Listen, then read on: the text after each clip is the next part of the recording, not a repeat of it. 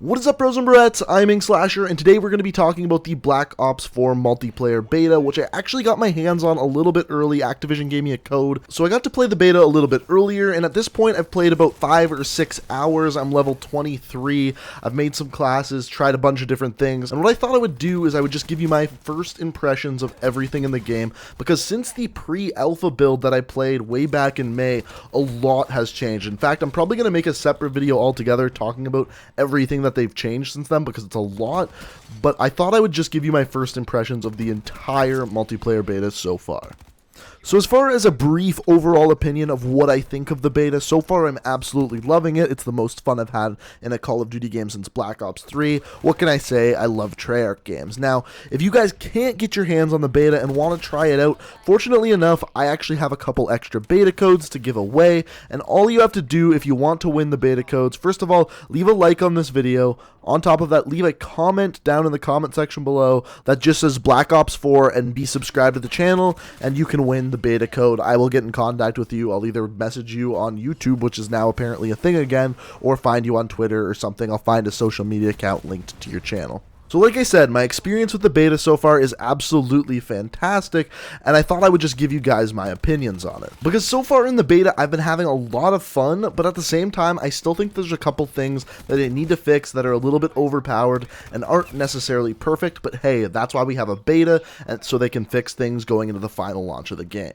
So the first thing I wanted to talk about is weapons. So of course, weapons are probably one of the most important things in a Call of Duty game, and this game does a pretty good job of getting the balance right. Now, I haven't used all the weapons. I don't know what the overpowered weapon is yet. I'm going to make a video further down the road once I've had some more time with all the weapons, telling you which I think is the best, but as of right now, I would say the weapon balance is pretty good. Not perfect. I think the SMGs and assault rifles reign supreme, kind of like they do in most Call of Duty games. My personal favorite weapon is the KN57, which is similar to the KN44 back in Black Ops 3, similar to an AK-47 in any other Call of Duty game. But if you're looking for just some quick advice of what weapons you should use early on, the MX9 SMG is very good, and the KN57, which is like an AK-47, are both very good weapons to start out with. Now, there are two portions of weapons that I am a little bit concerned about, the first of which is the TAC rifles. They were really weak in the alpha of the game, and now in the beta they're still weak, not as weak as before. They're definitely usable at this point, but I still think they're a little bit worse than they could be, but that isn't because of the way the weapons are designed, it's the way the health and damage works in Black Ops 4. Remember, the amount of health a player has is 150, which means it takes more bullets to kill, which means a 3-round burst weapon is almost never going to be a 3-round kill, which means you are not looking at a 1-burst kill. So to keep it plain and simple, I think the TAC rifles are still a little bit weak and could use a little bit of a buff. The other type of weapon I wanted to talk about is sniper rifles, because in some situations, sniper rifles are just simply overpowered, and in other situations, they're completely underpowered. So let me explain myself. In a basic sense, the sniper rifles are overpowered, because since it has a longer time to kill, it means it takes more bullets to kill, but the sniper rifle is for the most part still a 1-bullet kill, which means it's that much easier to get kills with sniper rifles as opposed to any other weapon in the game. The way they counteract this is by making it so that there is no aim assist, or at least very little aim assist on snipers.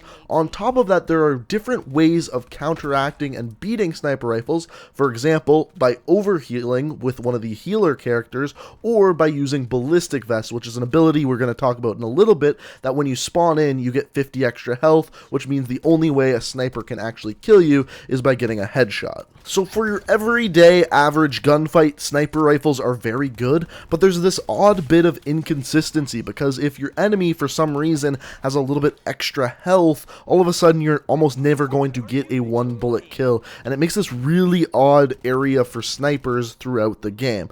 But really, I think the problem there isn't the sniper rifles, it's the bulletproof vest or TAC vest, whatever you want to call it, but we're going to talk about that in a little bit.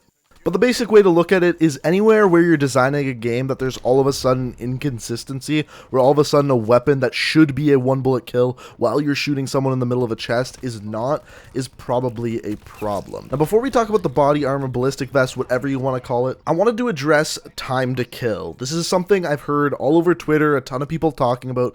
People just simply aren't used to it. It's a lot longer because instead of having 100 health, you have 150 health. It basically takes 2 to 3 more bullets to kill someone than it would in a previous Call of Duty game, and people are saying that it's too long. Personally, I like it. I like it a lot. It encourages team shooting, which I think is something we've never really seen before in Call of Duty games, and I personally just really enjoy it. It actually gives you a chance to evade gunfights and pick your gunfights as opposed to just dying every time you get into a gunfight. The only problem with this is if you run into 2 or 3 enemies, all of a sudden you're simply going to lose that gunfight because yes, you may kill one of them, but there's no way you're going to have enough time to kill all 3. That's where you run into this problem with that extra long time to kill. Now there is one tip I can give you to improve this time to kill, and that's don't aim for limbs. It seems like when you aim for limbs, you actually deal less damage than if you hit them in the chest, torso, or head, of course. It seems like there's more body multipliers than there was in previous Call of Duty games. That, or simply having more health, makes it that much important to hit those body multipliers. So aim for the chest or aim for the head. That's where you're going to improve that time to kill in the most part. But all in all, I have to say, especially for a beta of a game, the weapon balance is incredibly good. The only thing is you're going to have to get used to that longer time to kill. It's odd at first, but once you get used to it, I think you'll really enjoy it. The next thing I wanted to talk about before we get into equipment and perks and that kind of stuff is the game modes. I think they knocked it out of the park with the game modes in this game. Control, which is the new game mode, is so much fun. In my opinion, it is the best game mode that they put in a Call of Duty game. Maybe ever, like maybe since Kill Confirmed, because I love Kill Confirmed, but literally one of the best game modes they've ever put in. And then they also have the new type of team deathmatch. Now, as we know, most game modes in Black Ops 4 are 5v5, but Chaos Team Deathmatch is 6v6, and on top of that, the teams can use 2 of any individual specialist character, whereas in every other game mode, you can only use 1 Ruin or 1 Seraph.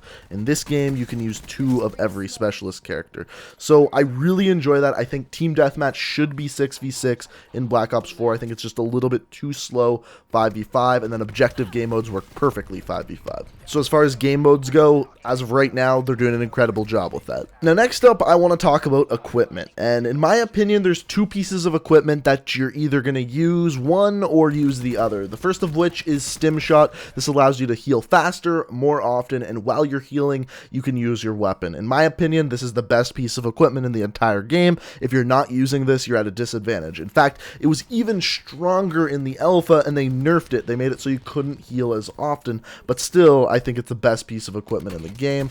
It could use a little bit more of a nerf, or you know what, just take it out altogether, make it so everyone heals at the same rate. The other thing, the other piece of equipment that I think they should just 100% take out is body armor. Now, body armor allows a character to have 50 extra health at the beginning of every life. As soon as they take that 50 damage, it is gone for the rest of that life.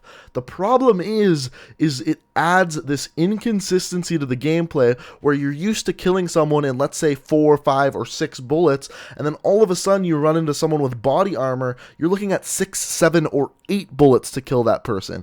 Once again, it makes that time to kill even longer and adds inconsistency to the game, and then when you die to someone that's using it, it's so frustrating. And anything in a game, something like Last Stand, body armor, Painkiller, which was in Modern Warfare 2, which people hate, which once again added extra health to someone when they spawned in, people hated it. This is something I think they should just straight up take out of the game. I find it incredibly frustrating, and I definitely don't think it's a good thing. This is the one thing in the entire beta that I would take out altogether. Next up, perks. I think the perks are pretty well balanced. I don't think there's too many crutch perks, except for one, and that would be Ghost. Ghost is a 3rd tier perk, and as of right now, the only thing that really competes for it for that 3rd tier slot is Dead Silence, which you unlock last, so no one's using that right now. Everyone is using Ghost, and basically, if you call in a UAV playing this game, no one shows up unless they're under level 5 and can't create a class. So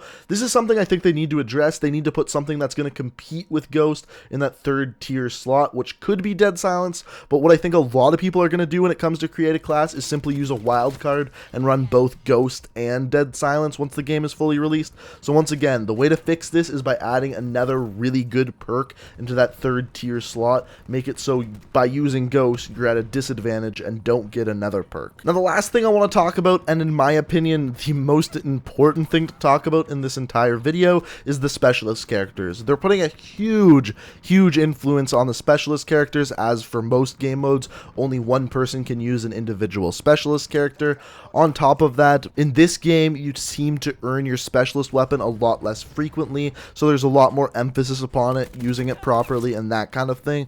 So whereas in Black Ops 3 sometimes I was earning a specialist weapon 4, 5, 6 times a game, in this game it's anywhere between 1 and 3 depending on the game mode. But all in all, for the most part, I think they did an incredibly good job of balancing all the specialist characters, except for 2 things. There's 2 things that are incredibly, in my opinion, incredibly overpowered, and I think the reason is because they haven't had them tested before, because they weren't in the alpha build of this game, and that's Prophet and Nomad. Let's start with Nomad. Nomad is a character that when you get his weapon, you get a canine unit, and basically this canine just runs around the map killing the enemies, and basically every time I've used it I've got about 3 to 4 kills with it. The problem is the canine unit goes incredibly far from you, and on top of that it is incredibly fast, which makes it very hard to shoot down and kill if it is attacking you. The way I would fix this is I simply would make it so it can't stray that far from Nomad. I would keep the speed but make sure it doesn't go running across the entire map. I think it's a fine specialist weapon, it just needs to be nerfed a little bit. And the second thing, and in my opinion the much more annoying of the 2, is the Seeker Shock Mine.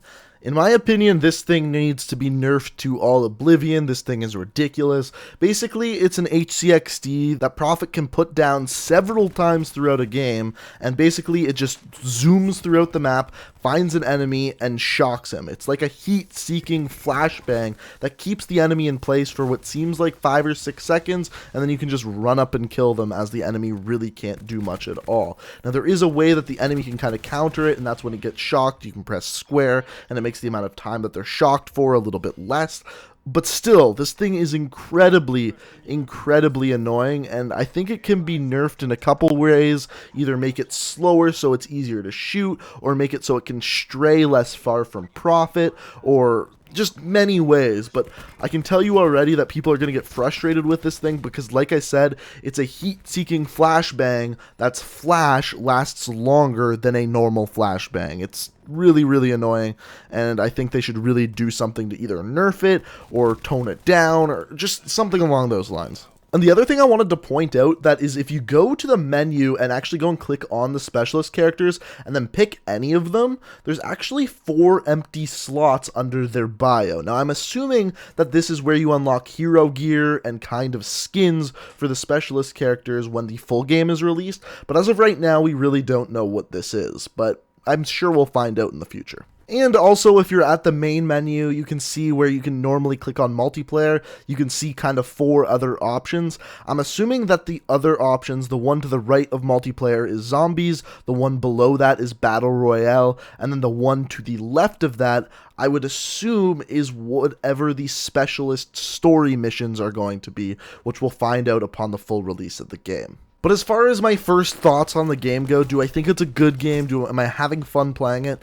If I'm being completely honest with you guys, this is the most fun I've had playing a Call of Duty game since Black Ops 3. I think they've done an amazing job making this a new and exciting game. The only thing that I would change that is not going to change, and this is probably going to be a very unpopular opinion, that's why I saved it to the end of the video, I think it would be that much better with wall running in the game, or boost jumping like it was in Black Ops 3. I love the way the movement was in Black Black Ops 3, and I think it would work incredibly well in this game as well. But we all know that's not going to happen, so there's really even no point in me talking about it. Other than that, I think this is an incredible game, and if they keep producing content like they are as of right now, this could be one of the best Call of Duty games ever for the franchise. So I can't wait to see what they do with it. I'm having a ton of fun playing the beta. I'm going to be streaming it throughout the rest of the weekend, so check out my Twitch down in the description. Also, to stay up to date on all my videos, we're going to be talking everything Black Ops 4, tips and tricks. We're going to be talking about all the news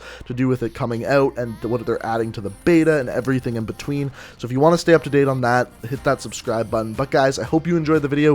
Thank you so much for watching. And until next time, peace out. Now I'm saying so long.